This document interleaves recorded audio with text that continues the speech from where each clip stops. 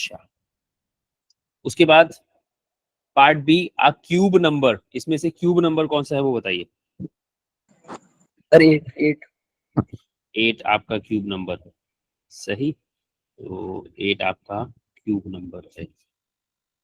अच्छा, फिर उसके बाद आगे आ जाएं, इर्रेशनल नंबर। मैंने इर्रेशनल नंबर, रैशनल नंबर, ये सब चीजें क्या हैं वो बता चुका हूं। ठीक, इर्रेशनल नंबर और रैशनल नंबर। बताएगा कोई इर्रेशनल नंबर किस किस तरह का होता है?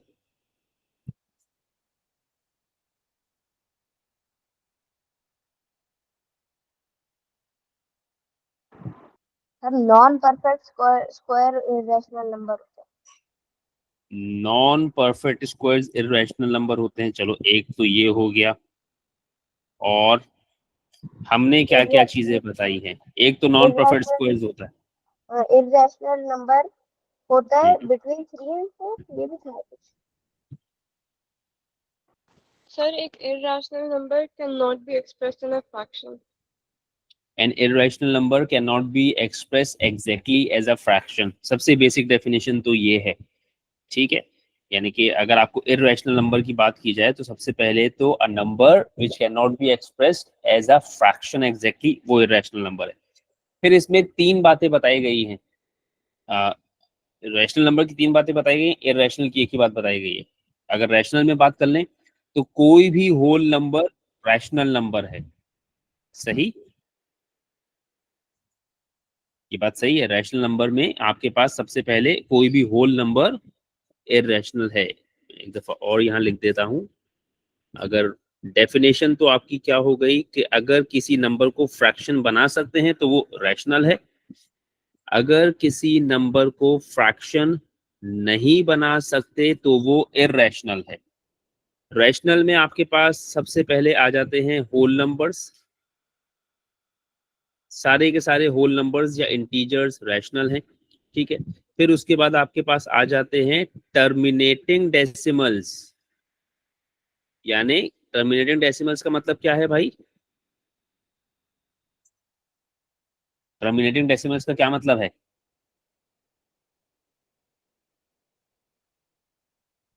किसी को नहीं पता टर्मिनेटिंग डेसिमल्स का क्या मतलब है? टर्मिनेटिंग डेसिमल्स का मतलब है कि भाई एक हद तक डेसिमल्स जाएंगे, यानी 1 डेसिमल प्लेस तक वैल्यू गई फिर रुक गई, 2 डेसिमल प्लेस तक गई फिर रुक गई, 3 डेसिमल प्लेस तक गई फिर रुक गई। तो टर्मिनेटिंग डेसिमल मतलब जैसे 2.5 या 3.75 या 1.125, इस तरह के नंबर्स ये टर्मिनेटिंग डेसिमल्स कहलाते हैं, सही है। और फिर आखिर में आपके पास आ जाता है नॉन टर्मिनेटिंग, यानी कि जो खत्म ना हो, नॉन टर्मिनेटिंग रिकरिंग डेसिमल्स। अब रिकरिंग का मतलब क्या है?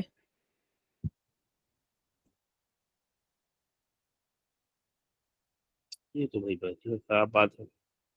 जैसे 0.3333। अब इसमें क्या हो रहा है? क्या टर्मिनेट हो रहा है डेसिमल के बाद आपके नंबर्स? No sir. ठीक है, टर्मिनेट नहीं हो रहा, लेकिन रीअकर हो रहे हैं नंबर्स बार बार आते चले जा रहे हैं एक मखसूस पैटर्न में, सही। ये आपके कहलाते हैं नॉन टर्मिनेटिंग रिकरिंग डेसिमल्स, सही। अच्छा, और इर्रेशनल नंबर में एक ही कैटेगरी है, वो क्या है? नॉन टर्मिनेटिंग, यानी कि टर्मिनेट भी ना हो, और नॉन रिकरिंग, और रीअकर भी ना हो, यानी कुछ पैटर्न ना हो, डेसिमल्स के बाद नंबर बस अपेयर होते रहें, सही है। जैसे मिसाल के तौर पर एक नंबर है 0.1732815, अभी भी ये चल रहा है। इस 5 के बाद क्या आएगा आप अंदाजा नहीं लगा सकते, सही। इस 5 के बाद अगला डिजिट क्या आएगा उसका आइडिया नहीं लगाया जा सकता, ठीक है मेरी बात।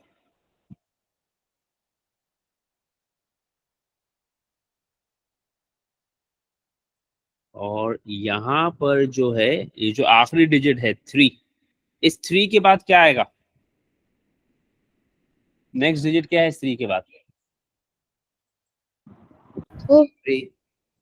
इस 3 के बाद अगला डिजिट है 3। भाई देखो, अगर मैंने अकेले ही पढ़ना है ना तो ये काम तो मैं खुद भी कर सकता हूँ। अगर आप लोग पढ़ रहे हैं तो मुझे लगना चाहिए कि कोई पढ़ रहा है। सही है। अगर ऐसा ही पढ़ना है बिल्कुल खामोशी से तो कोई मसला नहीं है, घर में बैठ के पढ़ें, मेरी क्लास में क्यों बैठे रहे? ठीक है, या तो मेरी क्लास में बैठे हैं तो आपको थोड़ा बहुत तो रिस्पॉन्ड करना पड़ेगा, और अगर ऐसे ही बैठना है तो ऐसे तो मैं खुद भी पढ़ सकता हूँ। आपको बुला के पढ़ने की क्या जरूरत है? मुझे आपको क्यों दिखाऊं कि मैं पढ़ रहा हूँ?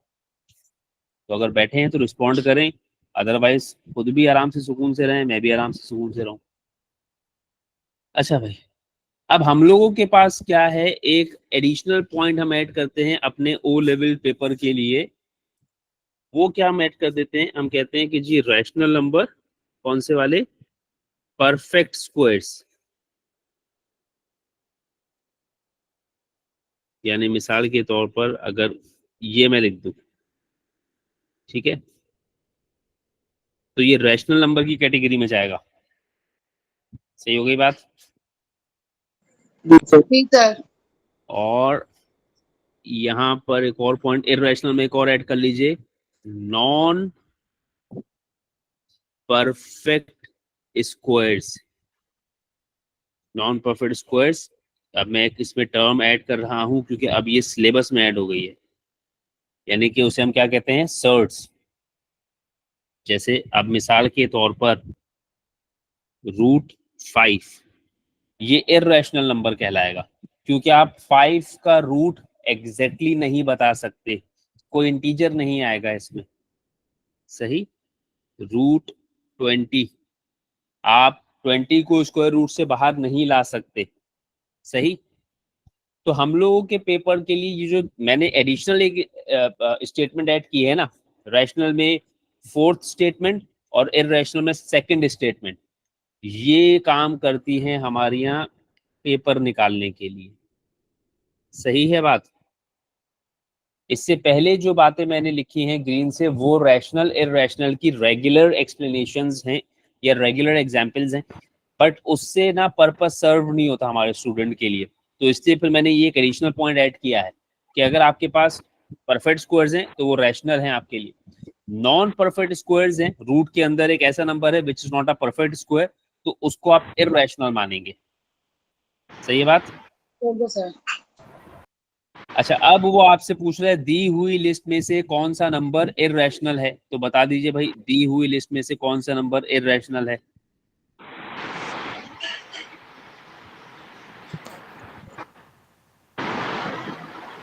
Square root 2।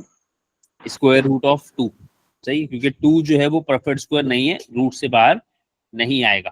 तो आपने सिंपली इररेशनल नंबर में बस क्या लिख दिया, आपने इररेशनल नंबर में बस आंसर स्पेस में लिख दिया √2। सही हो गया? जी सर। जी सर। ये किसी के माइक में से बहुत डिस्टरबेंस आ रही है। खैर, अच्छा परसेंटेज तो खैर मैं बाद में करूंगा। Part B, write down 2 fractions that are equivalent to 0.4। कोई से 2 फ्रैक्शंस बताइए जो 0.4 बनाते हो। एक डेसिमल दिया हुआ 0.4, आप मुझे कोई से भी 2 फ्रैक्शंस बता दीजिए अपनी मर्जी के, जो जिनका आंसर 0.4 के बराबर हो। तो पहले तो जरा ये समझ लीजिए, जैसे 0.4 है ना, अब 0.4 किसके बराबर होता है? 0.4 स्ट्रेट फॉरवर्ड बराबर होता है किसके? 4/10 के। ये बात तो जानते हैं सब लोग। यस। तो जी सर। पहला फ्रैक्शन तो 4/10 ही कर दिया। अब वो कह रहा है कोई और फ्रैक्शन भी बताओ जो 4/10 के बराबर हो, या सॉरी जो 0.4 के बराबर हो। तो पहले तो 4/10 ही कर दिया हमने। अब दूसरा आप कैसे बता सकते हैं? दूसरे के लिए आप ये कर सकते हैं कि 4 और 10 को कैंसिल कर दें, तो ये हो जाएगा 2/5। 2/5। सही है। तो एक तो ये मिसाल हो सकती है कि आपने इसको 2/5 कर दिया।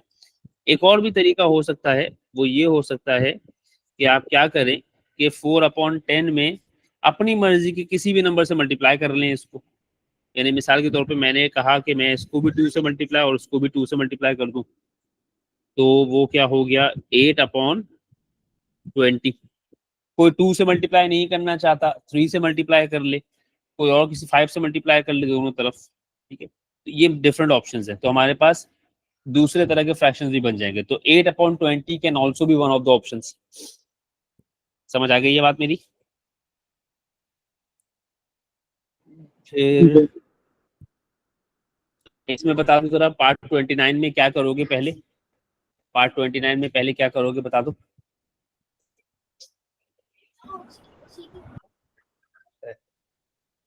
पहले क्या करेंगे, 6 को 3 से मल्टीप्लाई और 8 को 2 से divide at the same time.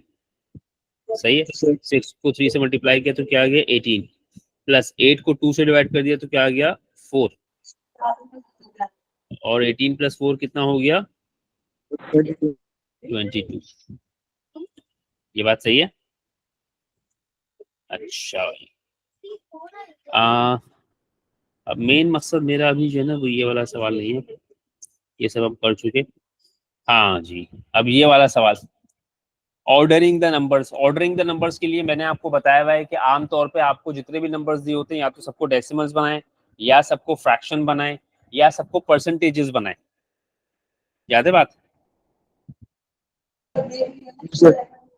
अच्छा, लेकिन इस सवाल में एक गड़बड़ और है। वो क्या गड़बड़ है?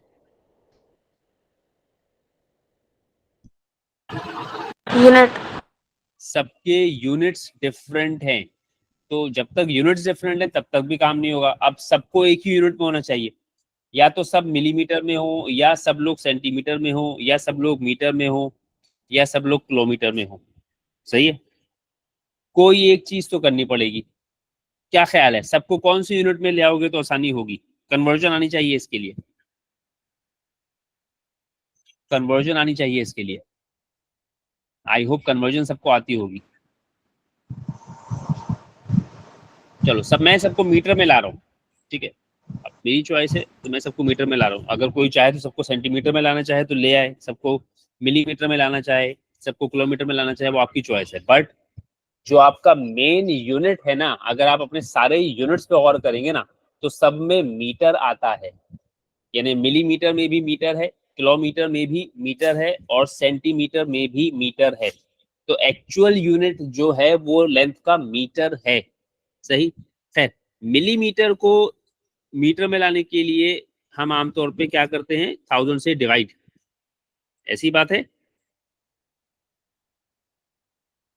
यार। Yes. तो ये 2.3 मीटर हो गया। सेंटीमीटर को मीटर में लाने के लिए हम क्या करते हैं, 100 से डिवाइड।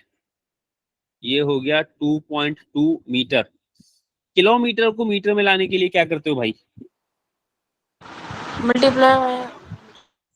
Multiply by 1000। तो जब आपने इसको मल्टीप्लाई बाय 1000 किया, तो मल्टीप्लाई बाय 1000 करके ये क्या हो गया 21 मीटर। सही। और फिर ये 2 होल 1/4 मीटर, ये तो ऑलरेडी मीटर में है ना, इसका तो कुछ नहीं करोगे, बस इसको डेसिमल बना लो। तो ये 1/4 का इक्विवेलेंट डेसिमल क्या है बताया हुआ है?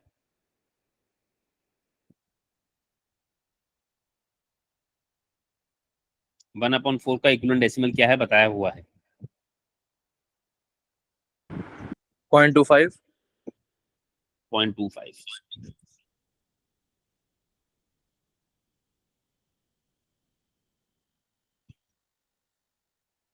अब आपने सारे के सारे नंबर्स को डेसिमल बना लिया।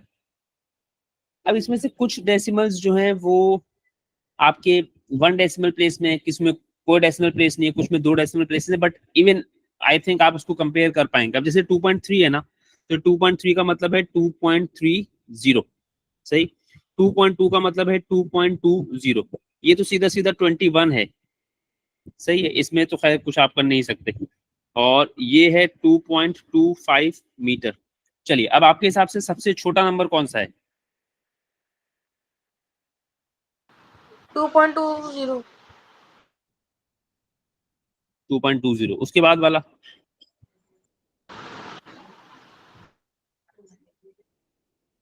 2.25। 2.25 मतलब ये वाला हो गया ना, देखो मैं नंबर लिखता जा रहा हूँ, ऊपर नजर आ रहे हैं ना। फिर उसके बाद है आपके पास 2.30 मतलब ये हो गया, और सबसे आखिर में फिर आपके पास हो गया ये वाला, ये आपने लिख दिया। ये बात सही है? जी जरूरी नहीं है कि आप ये लिखिए, मतलब मैं सिर्फ बता रहा हूँ, जरूरी नहीं है आप लिखें। इन द एंड तो आपको बस आंसर स्पेस में ऑर्डर करके लिखना है। अब आप देख देख के डायरेक्टली नंबर कॉपी करते जाएं या इस तरह की चीज कर लें, वो आपकी मर्जी है। खैर, अब मैं लिखूंगा 220 सेंटीमीटर, फिर उसके बाद मैं लिखूंगा 2 होल 1/4 मीटर, फिर मैं लिखूंगा 2300 मिलीमीटर, और फिर मैं लिख दूंगा 0.021 किलोमीटर। ये बात सही हो गई? जी सर। ऑर्डरिंग के सवाल में थोड़ा सा ख्याल रखिएगा, इसमें कभी कभी गलती कर देते हैं हमारी यहाँ। अच्छा, एक सेकंड।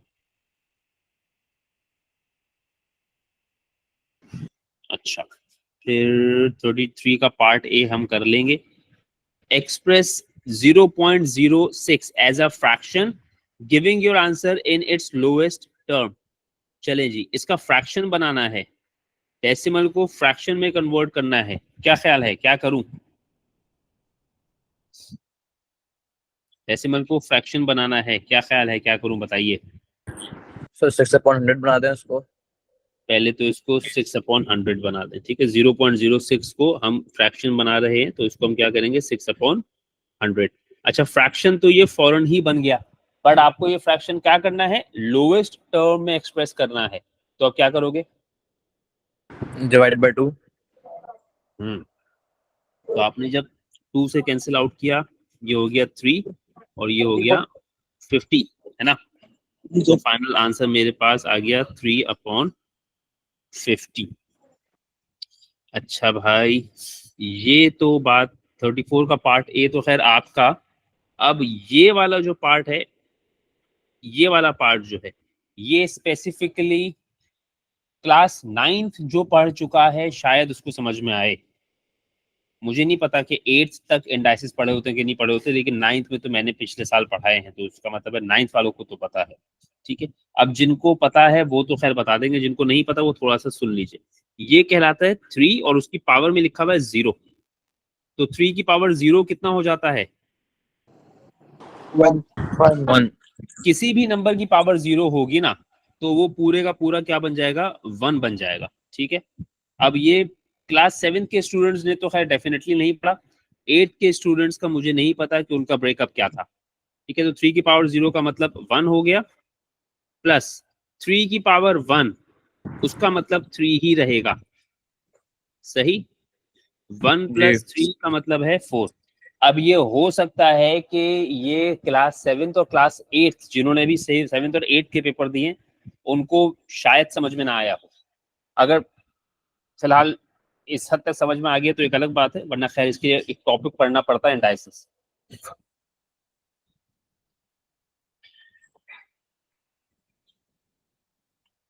खैर बहुत आसान सा टॉपिक है, इतना मुश्किल नहीं है, तो जब पढ़ लेंगे तो ये ज्यादा बेहतर समझ में आना शुरू हो जाएगा। चलें जी, arrange these numbers in order starting with the smallest. अब मैंने क्या तरीका बताया हुआ इसके लिए आपको कि आप क्या करें, सबको बता दो। डेसिमल में कन्वर्ट कर लें। या तो सबको डेसिमल्स बनाएं, या फिर सबको बताओ बताओ, या तो सबको फ्रैक्शन बनाएं, या फिर परसेंटेज। या सबको परसेंटेज बनाएं। ठीक है, एक तो ये पढ़ पढ़ के लोग पता नहीं भूल रहे होते हैं ना, ये तो खैर अभी चलो ऑनलाइन क्लास है, आओ स्कूल में फिर बताएंगे। अच्छा, एक तो सबको या तो डेसिमल्स बना लें, या आप सबको परसेंटेज बना लें, या आप सबको फ्रैक्शन बना लें। सही है, इसमें जी क्या चीज है जो करने का डिसएडवांटेज है थोड़ा सा, सर फ्रैक्शंस। फ्रैक्शन। अगर आप फ्रैक्शन बनाते हैं तो आपको एक ख्याल रखना पड़ता है, क्या? सर डिनोमिनेटर को सेम बनाना पड़ता है। हाँ, फिर आपको डिनोमिनेटर्स को भी सेम रखना पड़ेगा। ठीक है, डिनोमिनेटर्स मस्ट बी सेम। तो अगर आप फ्रैक्शन बना रहे हैं तो ख्याल रखिएगा कि डिनोमिनेटर्स को भी सेम कर सके। तो क्या ख्याल है, आप क्या बना रहे हैं? सबको फ्रैक्शन बना रहे हैं, सबको डेसिमल बना रहे हैं, सबको परसेंटेज बना रहे हैं? क्या आसान है? डेसिमल। डेसिमल बना सकते हैं। अब डेसिमल बनाने का मतलब है 3 को 4 से डिवाइड कर दें, जो किसके बराबर आ जाएगा? 3 को 4 से डिवाइड कर दें तो क्या बन जाएगा, बता दो। ये कॉमन फ्रैक्शंस में है, ये याद होना चाहिए। 0.75। ये 0.75 आ जाएगा। सही है। मैंने पूरे कॉमन फ्रैक्शंस की एक लिस्ट शेयर की है, ग्रेड 9th में भी की हुई है और ऑनलाइन क्लास में भी अभी कुछ अर्से पहले की है। ठीक है। अच्छा, जीरो को तो खैर आप कुछ नहीं कर सकते, जीरो तो जीरो ही सही है, और -1 को भी आप कुछ नहीं कर सकते, -1 ही सही है। 17/2, माइनस की बात बाद में करते हैं। 17/20, आई एम सॉरी, ये किसी भी नंबर को 20 वगैरह से डिवाइड करने का तरीका सिखाया हुआ है मैंने। क्या है? 20 को 2 को मल्टीप्लाई बाय 10 लिख देंगे नीचे। Very good. कभी भी अगर आपको ऐसी कोई बात आ जाए ना कि 17 को 20 से, 30 से, 40 से, 50 से, इस तरह के किसी नंबर से डिवाइड करना है, तो पहले क्या कीजिए, 17/20 को मेंटली ही कीजिएगा। ये 20 को ब्रेक डाउन कर लिया 2/2 और 10 में। ये बात सही है? जी। ठीक है, ये हमने ग्रेड 9th में सिखाया हुआ है, अभी शायद इस क्लास में नहीं सिखाया हुआ। अब किसी भी नंबर को 2 से डिवाइड करना कोई बहुत बड़ा मसला नहीं है। 17 को 2 से डिवाइड किया तो 17 को 2 से डिवाइड करने का मतलब है 17 का हाफ 8.5। हो गया 8.5, और अभी भी डिवाइड में क्या बचा हुआ है? 10। 10। और किसी भी नंबर को 10 से डिवाइड करना कोई बहुत मस्ती की बात नहीं है, डेसिमल एक प्लेस पीछे जाता है। ये बात सही है? जी। ये याद रखिएगा, ये आपका बहुत टाइम बचाता है। हमारे यहाँ तो खैर लोगों को कहते रहो, बट वो कहते नहीं, टीचर पागल है, हम ही सही है, वो ये करने को तरजीह देते हैं। मर्जी आपकी। खैर 17 को जब 20 से डिवाइड कर दिया तो इसका डेसिमल आ गया माइनस का 0.85, माइनस n पहले से थी ना। जी। अच्छा, फिर 4 को 5 से डिवाइड करना, ये भी कॉमन फ्रैक्शंस में है। 4 को 5 से डिवाइड करेंगे तो -0.8। -0.8। मैं एक जीरो भी लगा रहा हूँ क्योंकि बाकी डेसिमल्स मेरे पास 2 डेसिमल प्लेस में आए। ये बात सही हो गई? जी। अब बता दो सबसे स्मॉलेस्ट नंबर कौन सा है? -1. -1। 1 नहीं, -1, तो ये सबसे पहले हो गया। फिर दूसरा स्मॉलेस्ट नंबर क्या है? -85। -0.85, इसको मैंने सेकंड लिख दिया। फिर तीसरा स्मॉलेस्ट नंबर क्या है? -8.0। -8.0। चौथा स्मॉलेस्ट नंबर क्या है? 0. 0.75। जीरो। जीरो है ना? 0.75 तो जीरो से ऊपर हो जाएगा ना आयन।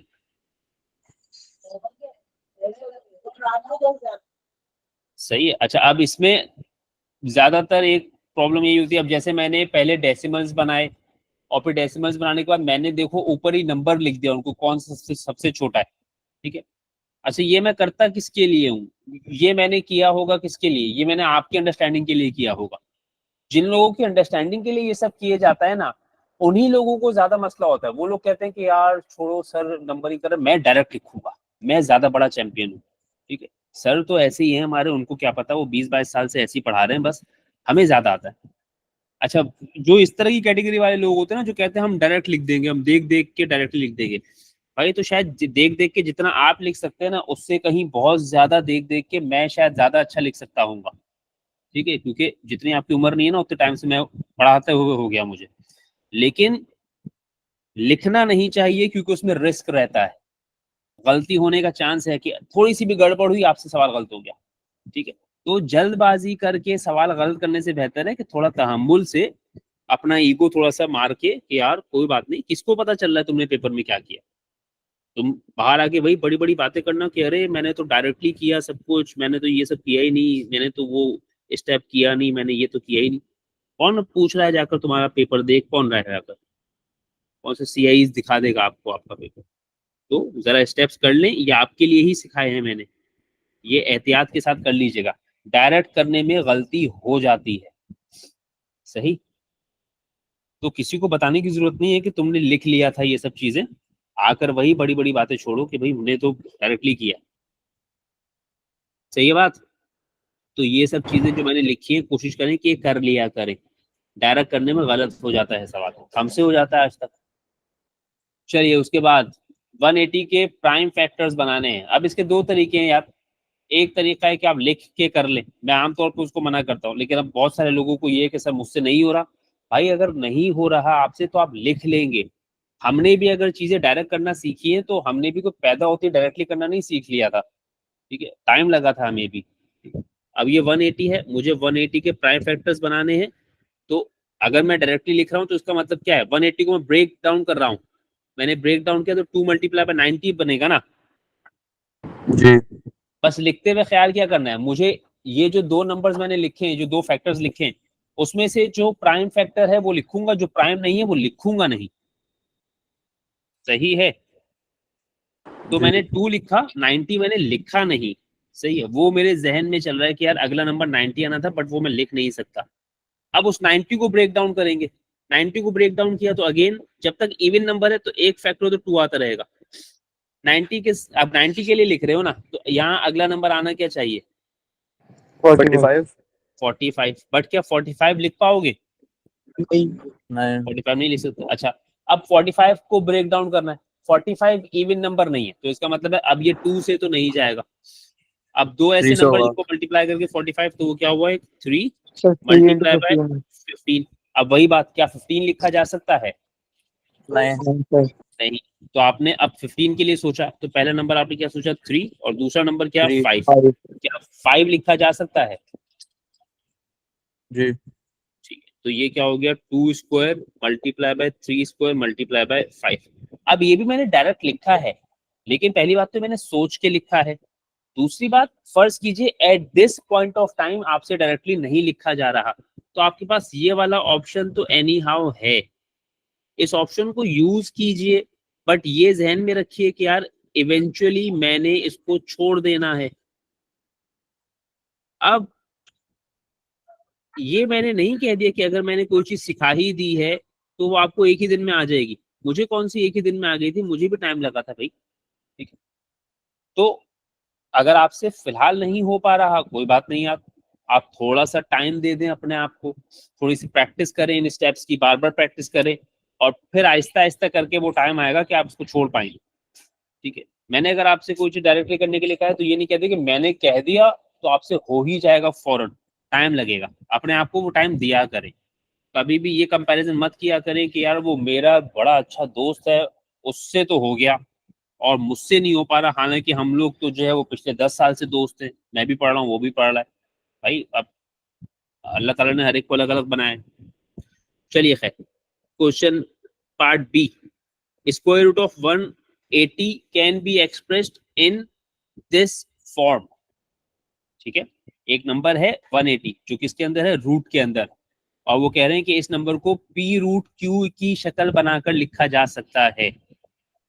अब इसका क्या मतलब है पहले तो ये समझ लो, ये भी वही टॉपिक है इंडाइसिस वाला, जितने लोगों को इंडाइसिस पढ़ चुके हैं उनको ये बात समझ में आएगी, जो लोग इंडाइसिस नहीं पढ़ चुके उनके लिए थोड़ी मुश्किल हो सकती है। खैर, अब स्क्वायर रूट ऑफ 180 था मेरे पास, ये बात सही है? मैं इसको किस तरीके से लिख रहा हूँ, स्क्वायर रूट, ये 1, हाँ 180 को मैं रिप्लेस कर रहा हूँ उसके प्राइम फैक्टर से, 2 multiply by 2 multiply by 3 multiply by 3 multiply by 5। ये जो मैंने इस तरह से लिखे ना फैक्टर्स, ये मैंने उनके लिए लिखे हैं जो बिगिनर्स हैं, जिन्होंने इंडाइसिस नहीं पढ़ा। जो लोग इंडाइसिस पढ़ चुके हैं वो इसके अंदर 2 square multiply by 3 square multiply by 5 लिख के काम चला सकते हैं। अब एक छोटी सी बात याद रखिएगा, इस रूट के अंदर एक पेयर ऑफ लाइक फैक्टर्स ये है 2 मल्टीप्लाई बाय 2, और एक पेयर ऑफ लाइक फैक्टर्स ये है 3 मल्टीप्लाई बाय 3। सही है? ये बात सही है? अच्छा, एक बात जरा ध्यान में रखिएगा, अब ये मैंने जो ओवरलाइन किया है ना, जैसे ज्यादातर लोग ओवरलाइन करते हैं इसको समझाने के लिए, ये ओवरलाइन सिर्फ और सिर्फ दिखाने के लिए किया जाता है कि यार ये मेरे लाइक फैक्टर्स। आप इसको अंडरलाइन भी कर सकते हैं, आप इसको नहीं भी करें अंडरलाइन तो भी कोई फर्क नहीं पड़ता। लोग ये समझते हैं कि ये लाजमी स्टेप का हिस्सा है ओवरलाइन करना, ऐसा कुछ नहीं है, ठीक है। मैं ओवरलाइन ना करूं, डायरेक्टली ये पेयर बाहर निकाल लूं तो भी मसला कुछ नहीं है, खैर, अब ये पूरे का पूरा पेयर बाहर आएगा और ये बाहर आके कितनी बार लिखा जाएगा? एक बार। ये बात सही है? जी फिर उसके बाद एक और पेयर है 3 वाला, ये भी पेयर होके बाहर आ जाएगा और कितनी बार लिखा जाएगा? एक एक बार। और रूट के अंदर अब ये 5 बेचारा तन्हा अकेला रह गया, इसका जो है वो कोई पार्टनर नहीं है, तो ये रूट के अंदर फंसा रहेगा। ये बात सही हो गई? जी अब 2 मल्टीप्लाई बाय 3 का मतलब क्या हो गया? 6, और एक। रूट के अंदर क्या रह गया? 5। सही है? जी अब सवाल ने आपसे यही कहा था ना कि ये जो स्क्वायर रूट ऑफ 180 है ये ऐसी शक्ल में लिखा जा सकता है, तो आपने 180 को ऐसी इससे मिलती जुलती शक्ल में कन्वर्ट कर लिया है। ये बात सही है? जी अच्छा, अब जरा इन दोनों शक्लों को कंपेयर करें, अगर इसको इसके साथ कंपेयर करें तो आपको नजर आएगा कि P की जगह क्या है आपके पास? 6 P की जगह आ गया 6, और Q की जगह क्या है आपके पास? 5 अंश वो आपसे कह रहे हैं find the smallest value of P plus Q, तो P प्लस Q का मतलब क्या हो गया मेरे भाई? 6 + 5 6 + 5 विच इज 11 ये बात सही हो गई? जी अच्छा, फिर मुझे उम्मीद है कि आप ये कर पाएंगे। खैर, अब पहले तो 0.65 है, और 0.65 जो है वो 27/40 के बराबर है, उससे छोटा है, उससे बड़ा है, ये बताना है। तो बेहतर क्या है कि पहले इन दोनों का क्या बना लें, डेसिमल्स बना लें या दोनों का फ्रैक्शन बना लें? डेसिमल ठीक है, अब वो आपकी चॉइस है। आप अगर दोनों का डेसिमल बनाना चाहते हैं तो 27/40 का डेसिमल बनाने के लिए वही बात आ गई, 27 को किससे डिवाइड करना है? 4 into 10 40 4 into × 10 ठीक है, अब 27 को 4 से डिवाइड करना है, तो 27 तो 4 से एग्जैक्टली डिवाइड नहीं होता। ये बात सही है? 27 तो 4 के टेबल में नहीं आता। कौन सा नंबर है अंडर 27 जो 4 से डिवाइड भी हो और क्लोजेस्ट टू 27 भी हो? 6, वो सॉरी 24। So 6 4 24 जी ठीक है, तो ये जब आप 27 को 4 से डिवाइड करेंगे, तो अगर मैं सिर्फ 27 को 4 से डिवाइड करके दिखा दूं आपको अलग से, तो इसका मतलब हो जाता है 6 होल 3/4। ये बात तो सही है? ये बात सही है? जी 27 को 4 से डिवाइड कर दो, 6 होल 3/4, और 6 होल 3/4 का मतलब क्या है डेसिमल में? 6.75। जी तो जब आपने 27 को 4 से डिवाइड किया, सिर्फ 27 को 4 से डिवाइड किया, तो ये क्या बन गया? 6.75, और उसको आपने फर्दर किससे डिवाइड कर देना है अभी? 10 10 से 10 से, तो ये हो गया 0.675। तो आपको समझ में आ गया कि 27/4 का एक्चुअली मतलब है 0.675। ये बात सही है? जी अब बताइए कि 0.65 लेसर देन 0.675 या 27/40 हुआ, इक्वल हुआ, क्या हुआ? लेसर लेसर, तो आपने यहाँ लेसर का सिंबल यूज कर लिया। अच्छा, एक तरीका ये कर दिया, एक तरीका और हो सकता था, आप दोनों को डेसिमल ना बनाते, आप दोनों को फ्रैक्शन बना लें। ठीक है ना, ये भी तो एक तरीका है। एक तरीका तो ये हो गया जहां आपने दोनों चीजों को डेसिमल बनाया। मैं अगर चाहूं तो एक और तरीका भी कर सकता हूं, स्टेप मेथड नंबर 2 भी कर सकता हूं। मैं 0.65 को डेसिमल से फ्रैक्शन बना लूं अगर, तो 65/100। ये बात सही है? जी अच्छा, फ्रैक्शन बनाने में सबसे ज्यादा मुसीबत बस क्या रहती है? डिनोमिनेटर सेम बनाने पड़ते हैं। डिनोमिनेटर सेम बनाने पड़ते हैं। तो फिलहाल जब मैंने फ्रैक्शन बनाया ना, तो 13/50 एक ये फ्रैक्शन बन गया। दूसरा फ्रैक्शन मेरे पास जो है वो है क्या? 27/40। 40 अब इन दोनों को कंपेयर करने के लिए इनके डिनोमिनेटर्स को सेम करना पड़ेगा। स्क्रीन आ रही है? चली गई? चली गई। अब आ अब गई। देखो आ गई। आ गई तो अब आपको अगर इनको कंपेयर करना है तो इनके डेसिमल्स डिनोमिनेटर सेम करने हैं। तो डिनोमिनेटर्स को सेम करने के लिए आप क्या कीजिए, इसको भी 4 से मल्टीप्लाई, इसको भी 4 से मल्टीप्लाई। क्या चल रहा है यार? इसको 5 से मल्टीप्लाई और इसको 5 से मल्टीप्लाई। ये बात सही है? जी और जब डिनोमिनेटर सेम हो जाएंगे तो फिर आप न्यूमिनेटर्स को कंपेयर करके डिसाइड कर पाएंगे कि लेसर देन है कि ग्रेटर देन है। ठीक है, अब जैसे मैं कर देता हूँ, मैंने 13 को 4 से मल्टीप्लाई किया तो 52/200 सही। और जब इसको मैंने किया तो 135/200 सही है। और बीच में मुझको क्या सिंबल नजर आया? लेसर देन, तो मैंने उस ब्लैंक में लेसर देन रख दिया। ठीक, जी अब वो आप तय करेंगे कि आपने डेसिमल्स करने हैं कि आपने उसको फ्रैक्शंस करना है। ठीक है, ये अच्छा सवाल है, ये अच्छा सवाल है। चलो, the three cards above can be rearranged to make 3-digit numbers, for example 916। अब मैंने आपको 3 कार्ड्स दिए हुए और तीनों कार्ड्स पे एक एक डिजिट लिखा हुआ है और इनको मैं यूज करके 3 डिजिट का नंबर बना सकता हूँ। ठीक है, arrange the 3 cards to make the 3-digit numbers that is closest to 650। हाँ जी, आप सबसे पहले तो जरा ये सोच के, पहले तो सवाल छोड़ दो, ये मैंने तुम्हें 3 कार्ड्स दिए हुए, ठीक है, एक 6 है, एक 9 है, एक 1 है, एक 6 है, एक 9 है, एक 1 है। मैं पहले तो आपसे ये कह रहा हूँ कि पहले तो मुझे बताओ कि तुम टोटल कितने 3-डिजिट नंबर बना सकते हो और वो क्या क्या होंगे। अपने पास से मैंने एक सवाल पूछा आपसे, तो आप टोटल कितने 3-डिजिट नंबर बना सकते हैं, वो क्या क्या होंगे, और आप किस तरीके से सोच के बना रहे हैं वो भी मुझे सिखा दीजिए जरा। यानी सिर्फ नंबर नहीं बनाने, मुझको आप बताएंगे भी कि आपने बनाया कैसे है।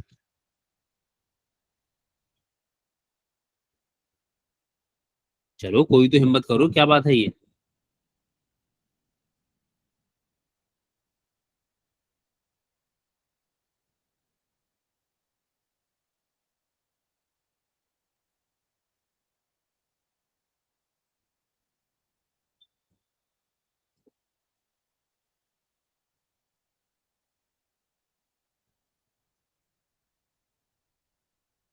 अरे क्या लोग हो यार, तो कोशिश तो करें। चलिए 691। अब पहले मैं स्टार्ट कर रहा हूं, 1 को सबसे पहले रखा मैंने। ठीक है, मेरा पहला डिजिट क्या होगा? 1। तो पहला डिजिट हो गया मेरे पास 1, और 1 मेरा पहला डिजिट हो गया, तो उसके बाद 1 को पहले डिजिट रख के दूसरा मैंने रखा 6 और फिर मैंने रखा 9। एक नंबर तो ये हो गया, ये बात सही है। जी फिर उसके बाद अगेन पहला digit can still be 1, but दूसरा डिजिट अगर मैंने 6 रखा दोबारा, तो तीसरे डिजिट में मेरे पास क्या ऑप्शन रहेगा? अगेन 9 9, विच इज अगेन ये तो पॉसिबल नहीं है, रीअकर हो जाएगा। तो आपने अब दूसरे डिजिट को क्या रखा है? 9, 9 और तीसरे को आप क्या रखेंगे? Yes. 6। अब क्या आपका पहला डिजिट कैन स्टिल बी 1? 9 क्योंकि अब अगर आपने 1 रखा तो दूसरे को 6 रखेंगे या 9 रखेंगे, तो फिर तीसरे को उसी हिसाब से रखेंगे, तो इन्हीं यही दोनों के दोनों रीअकर हो जाएंगे। तो अब 1 can not be your first digit. अब आपका पहला डिजिट हमने क्या रख लिया? लेट्स से 6 रख लिया, ठीक है, तो दूसरा डिजिट में क्या रख सकता हूँ? 1। तीसरा क्या हो गया? 9 9। फिर again my first digit can still be 6, तो दूसरा डिजिट क्या होना चाहिए? 9। और थर्ड 1। अब क्या दोबारा आप 6 को थर्ड डिजिट रख के कोई डिफरेंट नंबर बना पाएंगे? नहीं। ठीक है, तो अब आपने फर्स्ट डिजिट को क्या रख लिया? 9। दूसरा डिजिट आप क्या रख सकते हैं? 6 भी रख सकते हैं, 1 भी रख सकते हैं, वो आपकी चॉइस। चलो 1 रखे पहले हम, और उसके बाद 6। ठीक है, जरूरी तो नहीं है कि 9 1 6 ही रखे, हो सकता है किसी ने जब 9 रखा था तो दूसरा वाले को उसके कोई 6 रखे तो तीसरा 1 रखेगा। ठीक है, अच्छा, फिर पहला डिजिट दोबारा 9 रखा। अब इस दफा अगर पहला डिजिट 9 रखा है तो दूसरा डिजिट क्या रखोगे? 6, और तीसरा 1। अगेन वही बात कि क्या तीसरे डिजिट को दोबारा से पहले डिजिट को दोबारा से 9 रख के कोई डिफरेंट नंबर बना सकते हो क्या? नहीं। सही, आपके पास 6 पॉसिबल कॉम्बिनेशंस बनते हैं। अच्छा, इसमें एक चीज सीख लो, चलो क्या याद करोगे, ये सीख लो अच्छे से। जितने लोगों का कुछ बनने का इरादा है ना, कितने डिजिट्स दिए थे मैंने तुम्हें?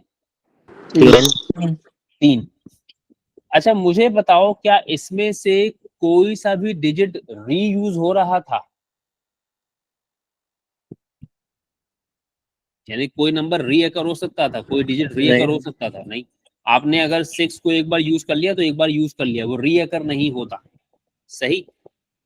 फिर 9 का भी ऐसे ही था और 1 का भी ऐसे ही था। मेरे पास 3 डिजिट्स हैं और उन तीनों को यूज करके मैंने एक 3 डिजिट नंबर बनाना है। Is that right? जी। अब सबसे पहला सवाल ये है कि बनेंगे कितने पेयर्स या कितने कॉम्बिनेशंस बनेंगे। इसका सिंपल सा तरीका होता है, आपने लिखा 3, एक चीज बता रहा हूँ वो आपने नहीं पढ़ी होगी अभी, बट वो आसान सी है तो सुन लीजिए। ये लिखा 3 और 3 के बाद मैंने ये बनाया। इसे आप किस नाम से जानते हैं? इस निशान को आप किस नाम से जानते हैं? Exclamation mark. ये कहलाता है एक्सक्लेमेशन मार्क। अंग्रेजी में इसे कहते हैं एक्सक्लेमेशन मार्क्स। ठीक है। मैथ्स में ये कहलाता है 3 फैक्टोरियल। ये जो लोग एड मैथ्स पढ़ रहे हैं उनके पास एक टॉपिक है परम्यूटेशन कॉम्बिनेशन। वो परम्यूटेशन कॉम्बिनेशन स्टार्ट यहाँ से होती है। परम्यूटेशन कॉम्बिनेशन पढ़ा है अभी आप लोगों ने क्या, या वो 11th में है? नहीं सर 11th। हाँ, तो अब मुझे नहीं पता कि वो कितने स्क्रैच से स्टार्ट करते हैं। मेरे ख्याल में शायद फॉर्मूलों से ही स्टार्ट करते हैं। तो वो यहाँ से स्टार्ट होती है, ये उसका समझ लो कि बिल्कुल फाउंडेशन है। यहाँ से कहानी शुरू होती है। अब इसमें फिर फर्दर कहानियां आती हैं कि जी आप डिजिट को रीयूज कर सकते हैं कि नहीं कर सकते। ठीक है, अब वो खैर पढ़ाने वाले पे वो किस तरह पढ़ाता है।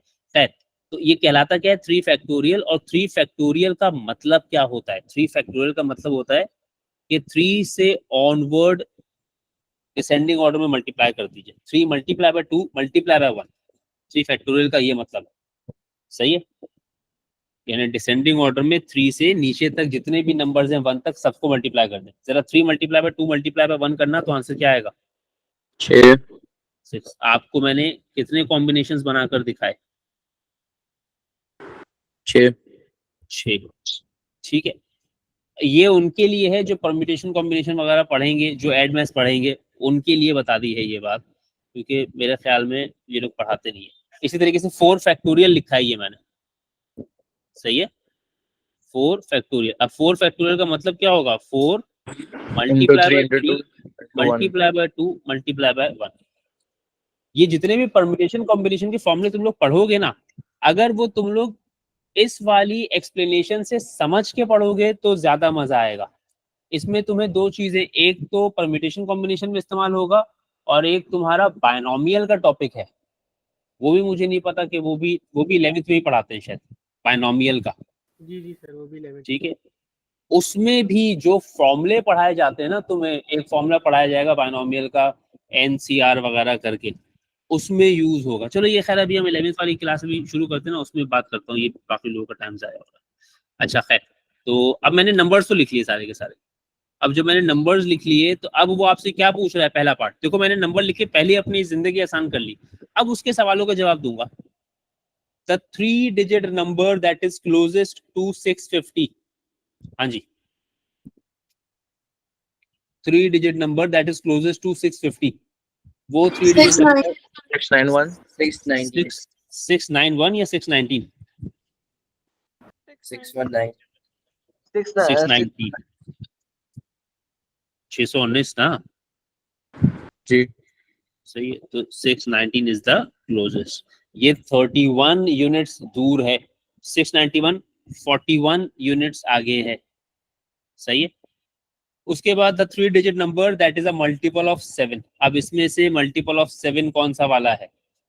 यानी कौन सा है जो 7 के टेबल में आता है? 196. 196। ठीक है। फिर ये मैंने लिख दिया 196। The 3 digit number that is a square number. इसमें से कौन सा है स्क्वायर नंबर? 169.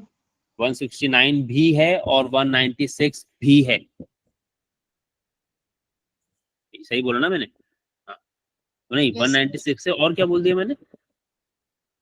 169। हाँ 169 भी तो है। खैर, तो ये सब लिख देना। ये बात सही हो गई?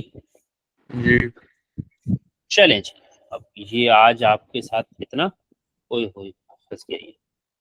तो अब जो है वो अब इसके बाद 11th वाले ग्रुप की क्लास है, मतलब जो 10th से 11th में जा रहे हैं वो लोग रुक जाएं, बाकी लोग लीव कर सकते हैं। अगर रुकना चाहें तो रुक सकते हैं, मैं लिमिट्स ऑफ एक्यूरेसी पढ़ा रहा हूँ उसमें, लेकिन वो है स्पेसिफिकली ग्रेड 11th के लिए, तो बाकी लोग रुक सकते हैं। ठीक है, मैं ये सेशन एंड करके दोबारा स्टार्ट करूंगा वैसे। ठीक है, सर इसी लिंक पे ज्वाइन करना है? सेम लिंक है, मैं एंड करके इसलिए स्टार्ट कर रहा हूँ ताकि रिकॉर्डिंग मेरी जो है वो